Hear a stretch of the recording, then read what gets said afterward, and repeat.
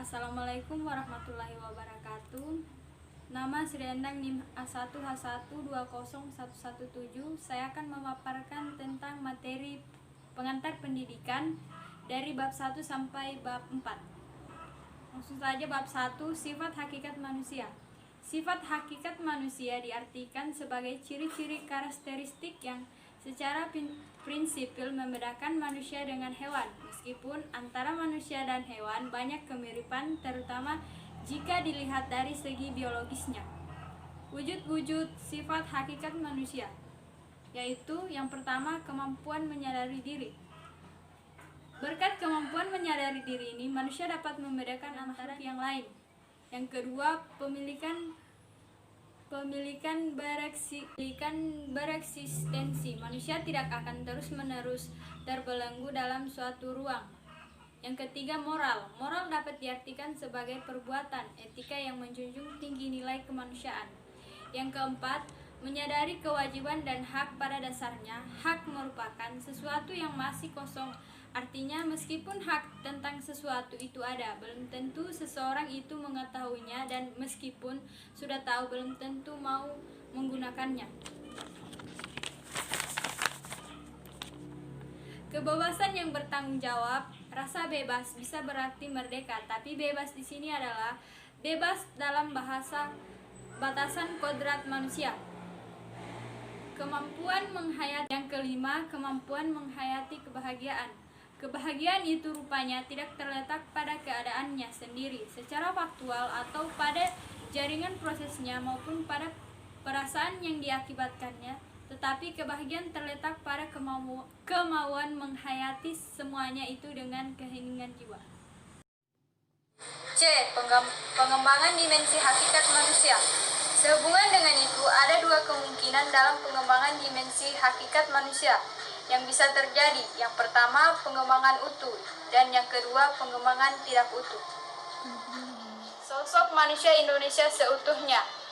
Sosok manusia Indonesia seutuhnya ini adalah perpaduan antara aspek jasmani dan rohani, antara dimensi keindividualan, kesosialan, kesusilaan, keberagamaan, antara aspek kognitif, afektif, dan psikomotor.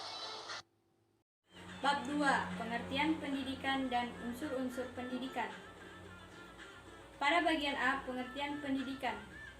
Yang pertama, batasan tentang pendidikan. Beberapa batasan pendidikan yang berbeda berdasarkan fungsinya, yaitu yang pertama, pendidikan sebagai proses transformasi budaya. Yang kedua, pendidikan sebagai proses pembentukan pribadi. Yang ketiga, pendidikan sebagai proses penyiapan warga negara. Yang keempat, pendidikan sebagai penyiapan tenaga kerja. Selanjutnya, pada bagian nomor 2, tujuan dan proses pendidikan. Yang pertama, tujuan pendidikan adalah untuk memuat gambaran dan nilai-nilai yang baik, luhur, pantas, benar, dan indah untuk pendidikan.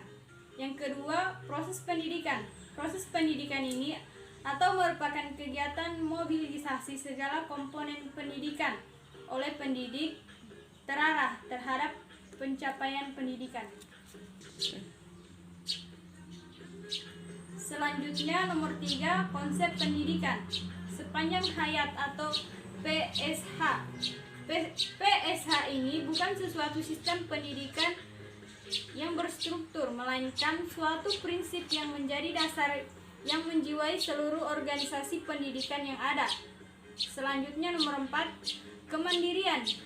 Kemandirian dalam belajar ini diartikan sebagai aktivitas belajar yang berlangsung lebih didorong oleh kemauan diri sendiri, pilihan diri sendiri, dan tanggung jawab sendiri dan pembelajarnya. Pada bagian B, unsur-unsur pendidikan. Yang pertama, proses pendidikan melibatkan banyak hal, yaitu peserta didik, pendidik, interaksi edukatif, tujuan pendidikan, materi pendidikan. Pada bagian C, pendidikan sebagai sistem. Sistem adalah suatu kebulatan, keseluruhan yang komplain atau terorganisir. Penerapannya. Yang pertama, landasan pendidikan. Landasan pendidikan terdiri dari beberapa landasan. Yang pertama, landasan filosofis. yang menyangkut tentang Pancasila. Yang kedua, landasan sosiologis yang menyangkut tentang masyarakat atau sekumpulan orang yang saling bergantungan. Yang ketiga, landasan kultural yang menyangkut tentang kebudayaan. Yang keempat, landasan psikologis yaitu pengembangan peserta didik yang berkenaan kejiwaan manusia. 2. Asas-asas pokok pendidikan terdiri dari 3 bagian, yaitu asas Tuturi Handayani, yang kedua asas belajar sepanjang hayat, yang ketiga asas kemandirian dalam belajar. Selanjutnya bab 4, perkiraan dan antisipasi terhadap masyarakat masa depan. A. Perkiraan masyarakat pada masa depan adalah terjadinya proses percepatan perubahan yang dialami oleh masyarakat beserta kebudayaannya dan seluruh aspek kehidupan maupun penghidupan manusia. B. Upaya pendidikan dalam mengantisipasi masa depan. Upaya pendidikannya yaitu upaya yang berhubungan dengan perubahan nilai dan sikap sebagai manusia modern, pengembangan kehidupan dan budaya, serta pengembangan sarana pendidikan. Itulah tadi materi yang telah saya paparkan. Sekian dan terima kasih.